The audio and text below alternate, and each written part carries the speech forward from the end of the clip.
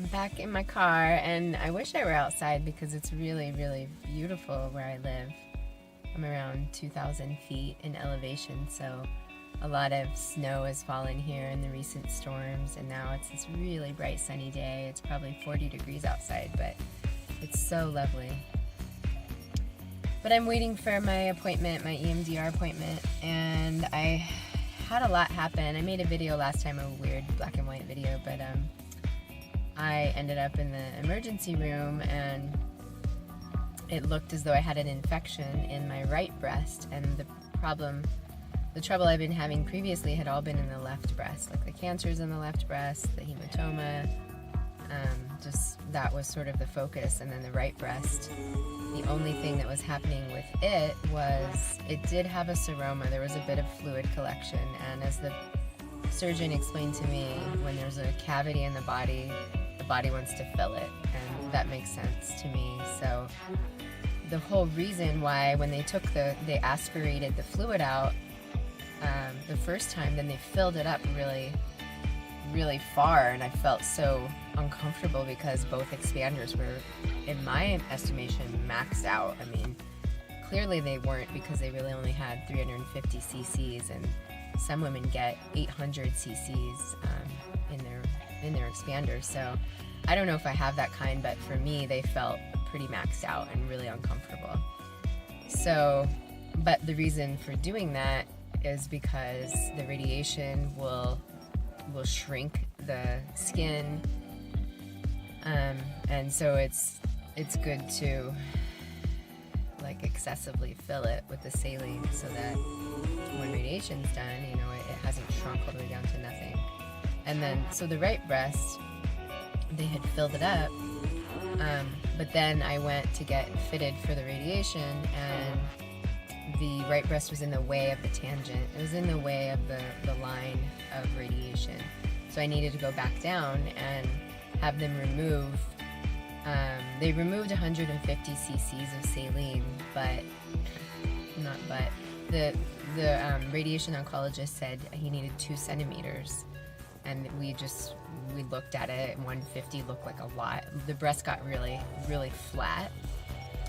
And then at the same time, I had her take 50 cc out of the left breast.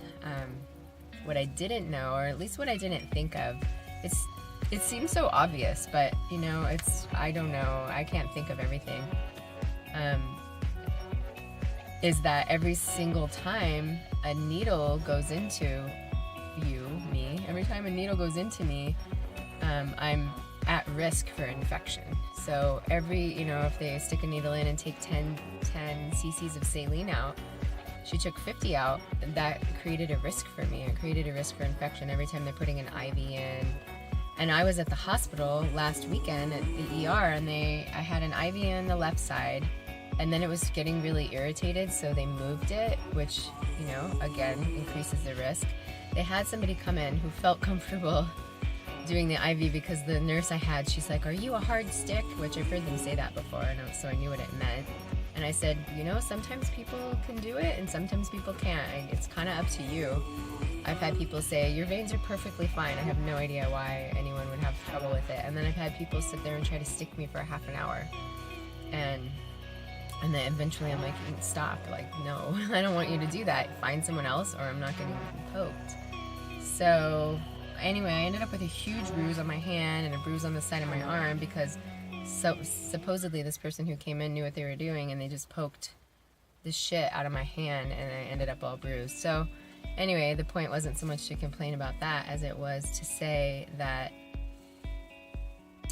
all this in and out of saline, fill it up, take it out, aspirate the breast, fill up the breast with saline so that so fluid doesn't collect again, has been putting me at risk for infection. And I didn't know that. I mean, it seems obvious, right? I mean, it does. As I think about it, I'm like, well, duh, of course that would. But I can't think of everything. So anyway, when I was at the hospital, they told me I didn't have an infection. The stain came back. I don't know anything about microbiology, but I do know that there are different phases or what they got, they need to retest it. So when they got the stain back while I was there, the plastic surgeon said, like, no, you don't have an infection. I was like, okay, great. So this is just fluid. He pulled the fluid out and he said, this just looks like serous fluid. It looks perfectly benign, but you know, he doesn't know because he didn't test it. Then I get a call a few days later, I can't remember what day it was, and they said, how are you feeling, and like, what's going on? And I was like, what's going on here? So basically what I finally found out was that I do have an infection, and it's Coag negative MRSE, not MRSA. I guess MRSA or MRSA is really bad. I'm all congested today. And so it's MRSE, which means it's methicillin-resistant of some kind, and there just seem to be like tons of different bacteria, and this is one type of bacteria. And I've been sending photos of my breast to one of the plastic surgeon assistants or something. She might be a resident. And it hasn't gotten red, and I basically feel okay. I actually don't feel great today, but they wanted me to go down to Stanford today. This was like, say, like last Friday or something, or Thursday. And I said, well, I'm not going to go down for no reason. And it was to meet with a nurse practitioner. I'm not driving to San Jose to meet with a nurse practitioner. So I just said I'd see how I'm doing, and they said, yes, let's just see how you're doing. It does look like a bit more fluid is collecting. Luckily, the breast basically looks normal, but I have a binder on, and I've had one on like pretty much, well, since last weekend for sure. But the thing I don't get is why they didn't have me wearing a binder from the very beginning.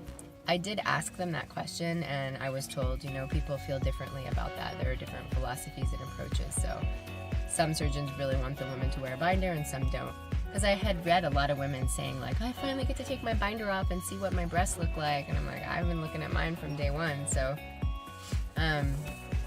anyway, now he said binding is key to try to keep the fluid out. So I'm wearing it. It's very constricting. It's not like a corset.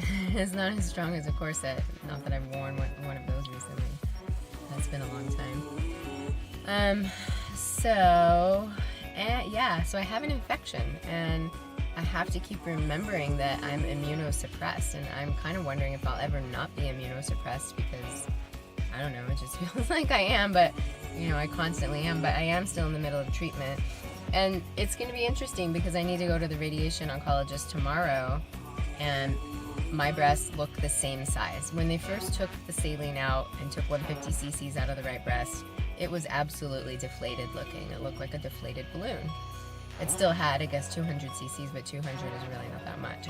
It's very like lumpy and bumpy and looks concave and stuff. And the right, and then the left one, I had her take the 50 cc out, like I said, just to kind of like make them a little bit more even. But I would have never done that if I knew that I was putting myself at risk, you know what I mean? I wish they would have told me. And it's kind of like, you know, they can't really tell you everything. A surgeon, a medical doctor, they can't tell you like everything that could possibly happen. I mean, it would take hours for them to tell you everything. But at the same time, I don't know what questions to ask. And I mean, I have found out tissue expanders the rate of complication is something like 25%, which is remarkably high. And my plastic surgeon says his rate of complication is more like 13%.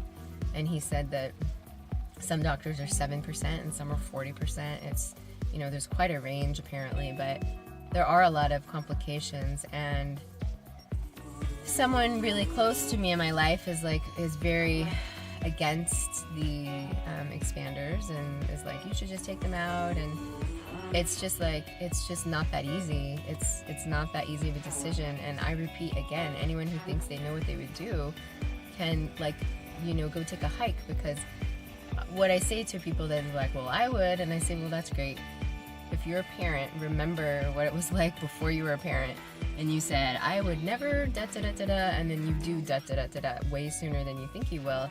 So it's a perfect example of just not knowing what you would do until you get there. And again, I'm reminded of what the individual choice that all of this is. You know, if I weren't where I am now, I would have more strongly considered not having tissue expanders and just going flat. They call it going flat.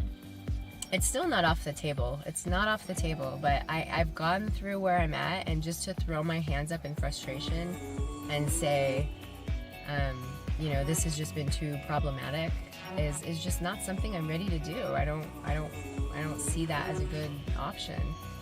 And I think that there are probably more more byproducts, more like things that would happen if I were to take the expanders out that I'm not thinking. Like, oh, one thing I know is that your clothes fit you differently. I mean, another thing I know just because of how these are is that people are always looking and staring. And on the one hand, you say like, you know, screw them, whatever, fuck that. If somebody is staring at me, I don't care. I, you know, have enough pride and enough self-respect, and it doesn't matter. But every day is not like that, you know? It's not like nobody walks around every day with their head held high, full of pride, full of self-respect, full of dignity. Sorry, it just, you know, if there's someone out there that does that, more power to them. But it's difficult to deal with the social aspects. And I'm in a relationship, a very great relationship, and we're not married, so I can't really base my choices on how it is in my current relationship, because I don't know if we'll be together for the rest of my life. And he gets that too, you know. He gets like that I would make a decision that would be individual, and I can't base it on what our relationship is like. We've been together almost 2 years, so yeah, it's just hard. It's hard, and I'm tired, and I haven't done radiation yet, and I'm tired, and I'm like, how tired am I gonna be? I'm just gonna keep being tired. So I'm on, gosh, when I was at the hospital, I was just on just full on antibiotics. I was on vancomycin, which I guess is really good for the type of infection that I have, but it's only intravenous, and it made me so itchy. This is apparently one of the side effects, which they don't consider a complication or whatever you call it. It's just a natural side effect. I was scratching like from head to waist, just like it's scratching nonstop. And I was like, you've got to stop this one. I can't do it.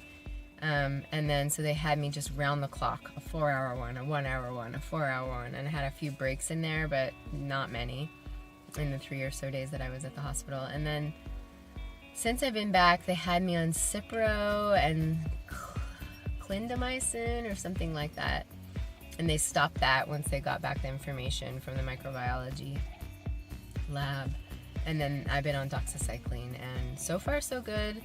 I'm not happy about being on antibiotics. It's definitely, you know, not doing good things inside me, but I have to address this infection and make sure that I'm as good as I can be. So yeah, next step is radiation oncologist tomorrow, and then Wednesday I do go to Stanford again because they just want to monitor me, and I think it's just going to be a quick, okay, everything looks good.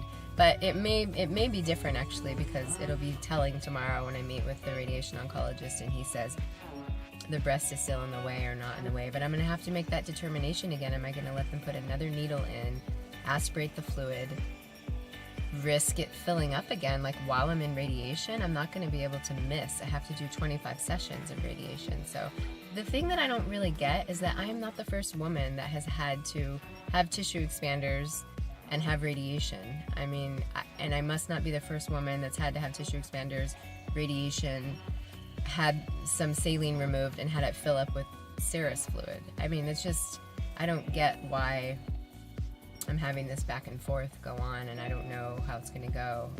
But all I can do, as always, is just take that next step, do the thing that's right in front of me. I can't get too far down the line. I can't start thinking about like tamoxifen, for instance.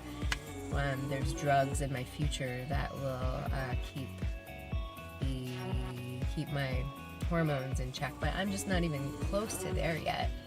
I really am just trying to get through surgery, and surgery looks like it'll happen in fall, but I have no clue because this radiation is like, you know, I had surgery in November, and I'm coming up, I think, on 3 months of not getting the radiation. So they told me it's fine within 3 months, so I'm still within the window, I think. Is that right? November, December, January, February, yeah.